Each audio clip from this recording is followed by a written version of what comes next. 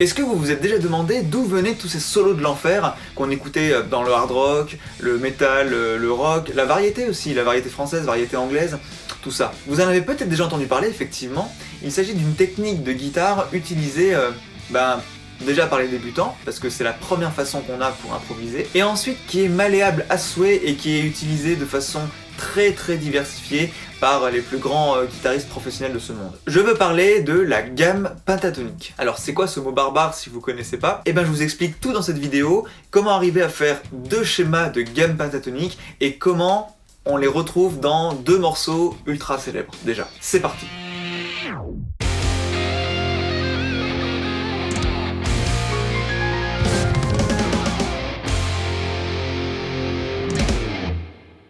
Jour numéro 25 du défi 30 jours, on s'approche encore plus de la fin. Si vous n'êtes toujours pas abonné à la chaîne, abonnez-vous dès maintenant. Je ferai plein d'autres vidéos tutos, que ce soit en guitare, en piano, mais aussi en solfège, en culture musicale, etc. Et si la vidéo vous plaît, n'hésitez pas à me mettre un petit j'aime et un petit commentaire. Alors la gamme pentatonique, c'est quoi encore ce mot barbare? En fait, si on joue une gamme majeure, par exemple la gamme de Do majeur, ça va nous donner ça.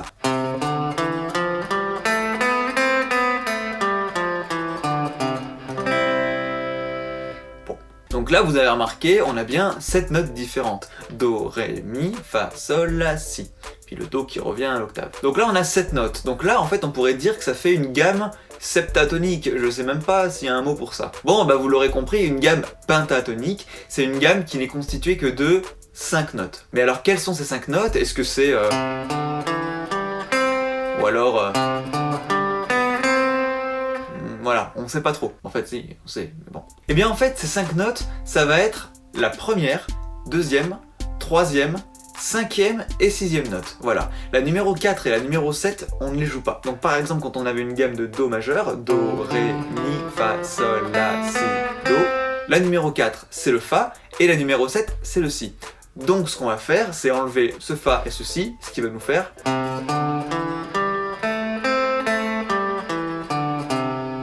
Voilà. Et là, on a construit une gamme pentatonique. Alors, c'est quoi l'utilité d'une gamme pentatonique exactement? Eh bien, en fait, c'est que quand vous faites un solo, eh bien, disons que toutes ces notes-là, si vous les jouez dans l'ordre que vous voulez, eh bien, de façon magique, ça sonne toujours bien. Alors que quand on a une gamme plus complète, faut faire attention quand même à ce qu'on utilise. Si on doit mettre le Fa ou le Si à un endroit précis, elles ont vraiment un rôle à jouer ces notes-là, donc faut vraiment faire attention si on doit les mettre à un endroit précis ou pas. Et même pour aller plus loin, s'il y en a qui connaissent le mot de modulation, quand on a des accords qui sont un petit peu différents de ce que peut proposer la gamme et la tonalité dans laquelle on est, par exemple transformer le Fa en Fa dièse, le Fa dièse fait pas partie de la gamme de Do. Donc, faut faire attention à ce moment-là, et quand on veut improviser et que d'un seul coup on se retrouve à jouer le Fa ou le Fa dièse, faut tout de suite réfléchir. Donc, il y a une méthode qui est beaucoup plus simple pour les débutants, pour bien s'initier déjà à l'improvisation, c'est d'utiliser une gamme pentatonique, parce que comme ça, on est débarrassé du Fa, Fa dièse, de toute façon on n'a pas de Fa dans la gamme, on passe du Mi au Sol. Donc, on s'en fout. Et c'est là que ça devient intéressant, parce que si on veut improviser sur la gamme de Mi mineur par exemple, ben déjà, on va essayer de dérouler la gamme de Mi mineur, et ça fait ça.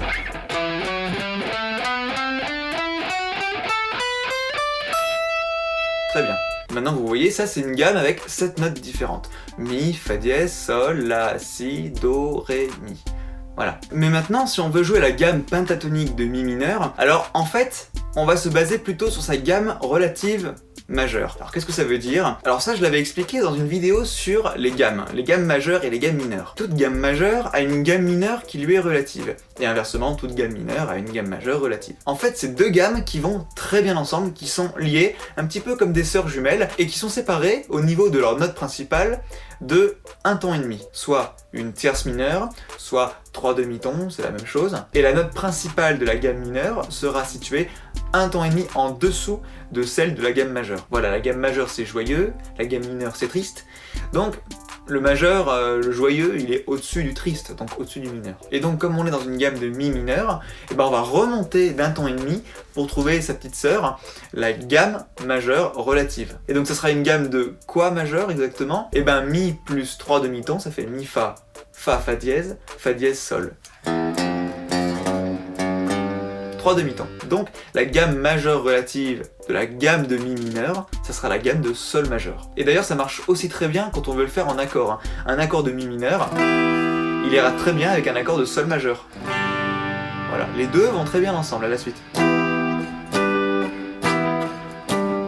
Et les notes fondamentales de ces deux accords, donc le Mi d'un côté et le Sol de l'autre, qui vont donner le nom aux accords, bah c'est Mi et Sol, c'est bien séparé de 3 demi-tons. Le mineur qui est en dessous, et le majeur qui est au-dessus. Plus aigu, je veux dire. Au-dessus, voilà, plus aigu. Donc nous, ce qu'on va chercher à trouver, c'est la gamme pentatonique de Sol. Du Sol au Sol, en ayant simplement 5 notes. Sol, La, Si, Ré, Mi, Sol. Et après, on peut continuer. La, Si, Ré, Mi, Sol, etc. Mais vous voyez, là, ce que je viens de faire, ça n'a pas l'air très pratique. On peut le faire, bien entendu. Beaucoup l'utilisent, mais c'est pas la plus facile utilisée par les débutants, hein, vous voyez.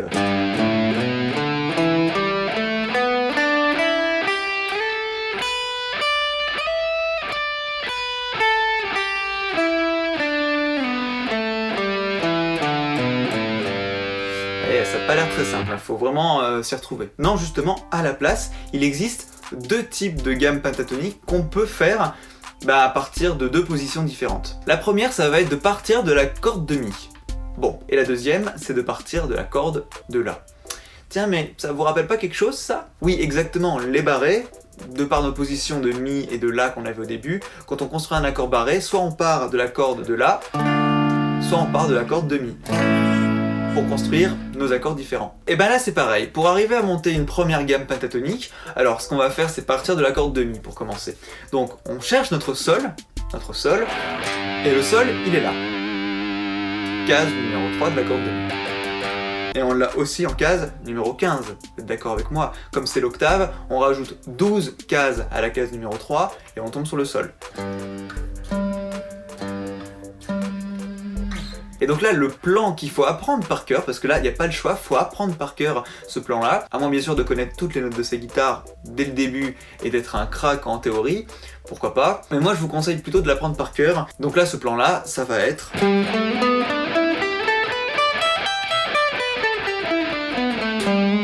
Voilà, et là on a fait notre gamme pentatonique de Sol. Alors ce que vous pouvez faire, c'est juste rajouter une note en plus qui va vous permettre de mieux comprendre le schéma, c'est de partir de la case numéro 12 avec l'index. Parce que là, vous voyez, on part avec le petit doigt sur la case numéro 15 en fait. Donc pour s'en souvenir déjà, pourquoi pas, hein.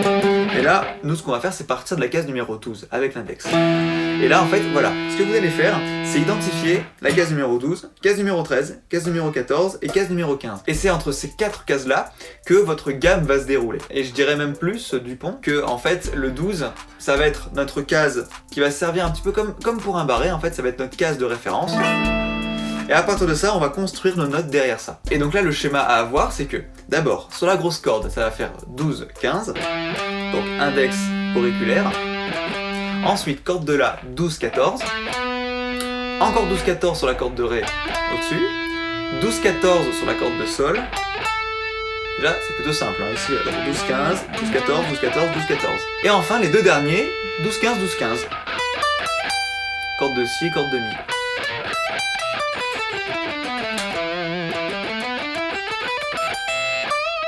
Et là en fait vous voyez déjà ça sonne un petit peu rock'n'roll, ça sonne un petit peu, ouais, on dirait que ça fait un truc un peu professionnel quoi. Et voilà, c'est pour ça que c'est hyper simple, parce qu'après on peut improviser dessus comme on veut, après ça demande de la pratique et de l'entraînement, mais voilà.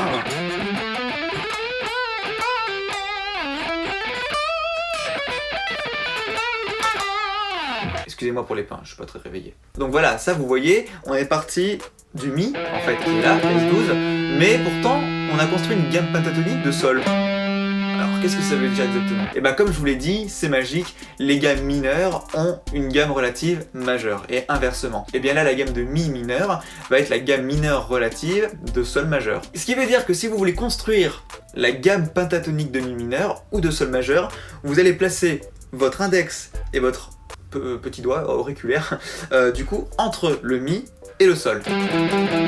Voilà, là vous avez délimité en fait la portion pour jouer la gamme. Et c'est facile pour s'en souvenir, index mineur, le I de mineur, et auriculaire, c'est un A, auriculaire, c'est pas un O bien sûr, auriculaire comme majeur, le A de auriculaire comme majeur. Ça veut dire que vous placez votre auriculaire sur la note de la gamme majeure, le Sol, et votre index, I, comme mineur, sur la note qui va jouer la gamme mineure, du coup, le Mi. Donc là, en fait, comme ça, vous pouvez jouer la gamme pentatonique mineure de Mi.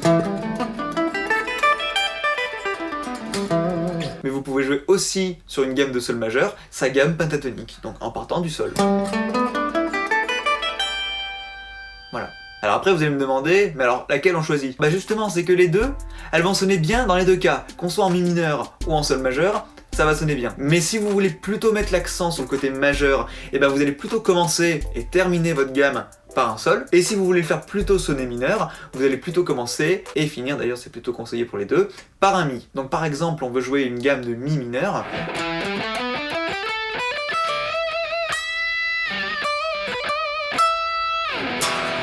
Là on a fait le Mi mineur. Maintenant, si j'ai envie de jouer un morceau très sympa, très bateau quoi.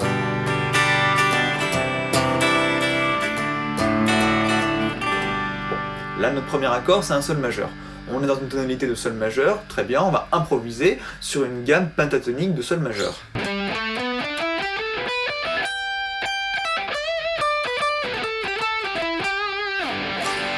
Voilà, ça passe très bien. Et vous voyez, la position reste la même. La position reste la même. C'est juste que, voilà, pour bien délimiter, index sur la note principale de la gamme mineure et l'auriculaire sur la gamme principale de la gamme majeure. Voilà, ça c'était pour la position sur la corde de Mi. Maintenant pour la position sur la corde de La, bon, et ben on va chercher notre Sol sur la corde de La, donc le La, corde à vide, et là nous ce qu'on veut c'est chercher un Sol, et ben on va enlever un ton au La, donc La à vide, moins 2 cases. Pas possible. Donc on va prendre le 12 plutôt, qui est la même note, et on va enlever 2 cases cette fois. Le Sol est ici, case numéro 10. Et là, c'est la même chose que pour le schéma sur la corde de Mi. Vous avez votre Sol qui est ici.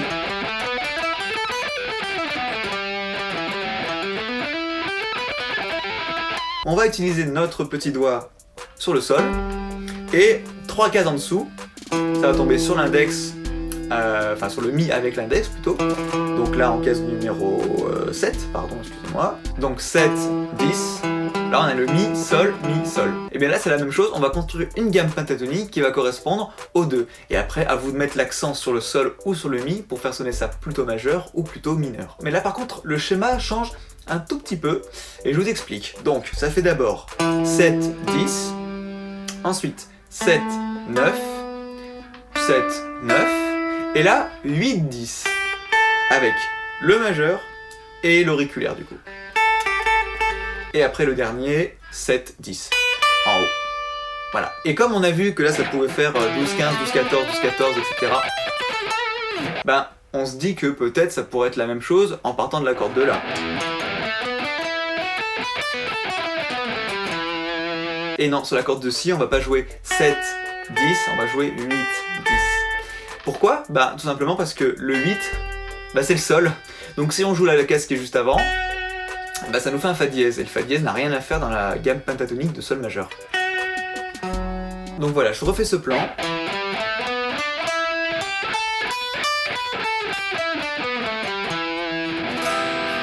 Et ça marche aussi pour le Sol majeur. Si on commence par le Sol et qu'on finit par le Sol.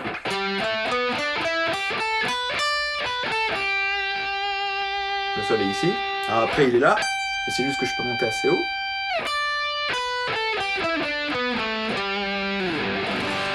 Ça marche aussi. Voilà les deux positions, corde de Mi et corde de La. À vous de chercher les bonnes notes et d'insérer du coup gamme de Mi mineur et gamme de Sol majeur avec index et auriculaire. Si vous avez par exemple la gamme de Do majeur, bon bah Do majeur il est ici, le Do il est ici plutôt.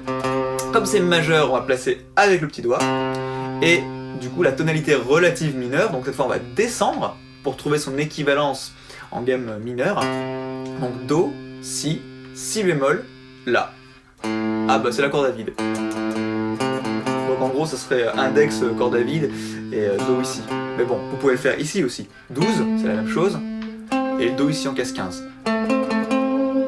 Et là vous montez.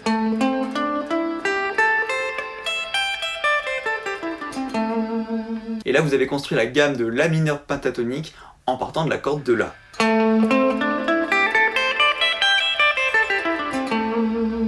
Et si vous voulez le faire en partant de la corde de Mi, votre La, il est ici. Bon, et ben nous, le La mineur, mineur, index, Donc le Do, il est ici. Et là vous allez monter, donc la position comme ça, ensuite au milieu et ensuite. Et ça marche encore parfaitement bien. Ou alors en partant du Do.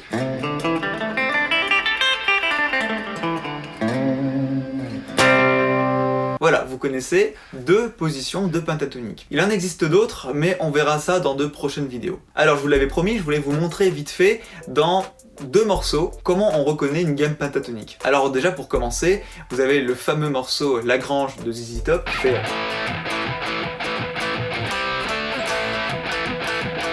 que vous connaissez tous parfaitement. Alors là, nous on est au début pour le riff en La mineur, mais le solo module, si vous connaissez le mot, en Do mineur. Ce qui veut dire que la gamme principale, ça sera plus le La mineur, ça sera le Do mineur. En fait, pendant ce temps, la rythmique, elle fait...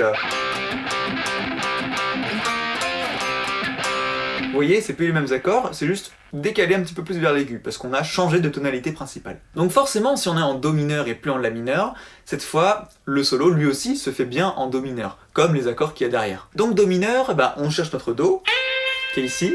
Alors Do majeur, Do mineur, non. On a Do mineur, donc le mineur, on le fait avec l'index, le I index mineur. Donc l'équivalent majeur, ça sera 3 demi-tons au-dessus, avec le petit doigt. Très bien. En termes de notes, qu'est-ce que ça fait? Donc Do, Do dièse, Ré, Ré dièse. Très bien. Mais nous, on a dit qu'on veut une tierce mineure. Une tierce, c'est 3 notes différentes. Nous, on a Do, Ré dièse. On a Do, Ré. C'est pas ce qu'on veut. Nous, on veut 3 noms de notes entre les deux. Donc Do, Mi et Do, Mi, bémol. Parce que ça fait 3 demi-tons, Do, Mi, bémol. Et là, du coup, vous construisez votre gamme pentatonique en partant du Do de la grosse corde de Mi.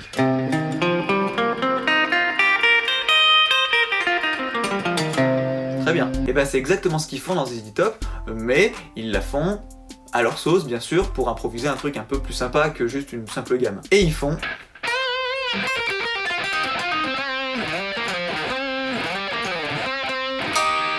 Et là, du coup, vous voyez, c'est beaucoup plus élaboré, mais on reste toujours dans les notes de la gamme pentatonique de Do mineur, ou de Mi bémol majeur, c'est la même chose. Et ça reste toujours pareil, hein, si on continue...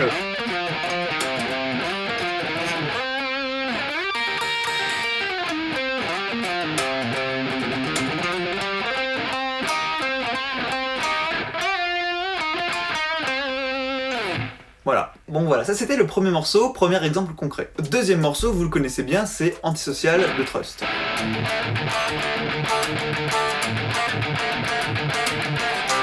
Etc. Alors ce morceau, il est en Ré mineur. Bon, et ben pour le solo, par contre, il module pas, il reste bien en Ré mineur. Ré mineur qui est la gamme mineure relative de Fa majeur. Ré, Fa, il y a bien une tierce mineure, séparée de 3 demi-tons, bien entendu. Ré, Fa. Très bien, donc le Ré avec l'index, et l'auriculaire sur le Fa, une corde de Mi, du coup ça fait 10 et 13. Pareil sur la petite corde, c'est pareil. Et donc là on va dérouler notre gamme pentatonique de Ré en partant de la grosse corde, en partant du coup de la case numéro 10. Donc ça fait ça.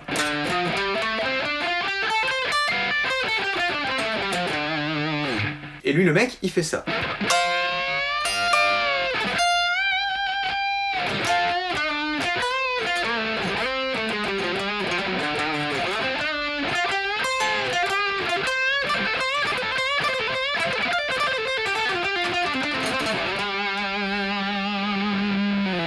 Alors au milieu, il a rajouté une petite note, vous l'avez sûrement peut-être pas vu, mais quand il fait celle-là, elle a rien à faire là. Mais c'est ce qu'on appelle une blue note, ça sonne un petit peu plus blues, plus jazzy justement. Mais bon, ça c'est à rajouter, c'est en plus, peut-être que j'en parlerai dans une prochaine vidéo. En attendant, toute la gamme qu'il a fait, même que ça soit très rapide, d'ailleurs beaucoup le jouent rapidement pour paraître un peu frimeur justement, mais ça marche bien. Et là il a fait qu'une gamme pentatonique justement.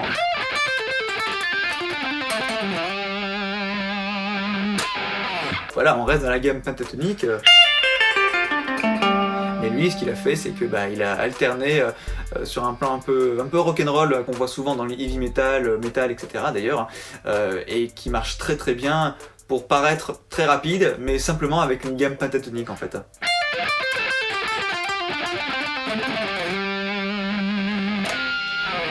Bon allez, j'ai assez blablaté. Je vous propose de télécharger dans le lien dans la description 2 schémas qui vont vous permettre de jouer les 2 gammes pentatoniques, l'une en partant de la corde de Mi et l'autre en partant de la corde de La. Que ça soit pour une gamme mineure ou une gamme majeure, je vous ai tout indiqué à chaque fois. Donc je vous le refais une dernière fois, une gamme pentatonique en partant de la corde de Mi.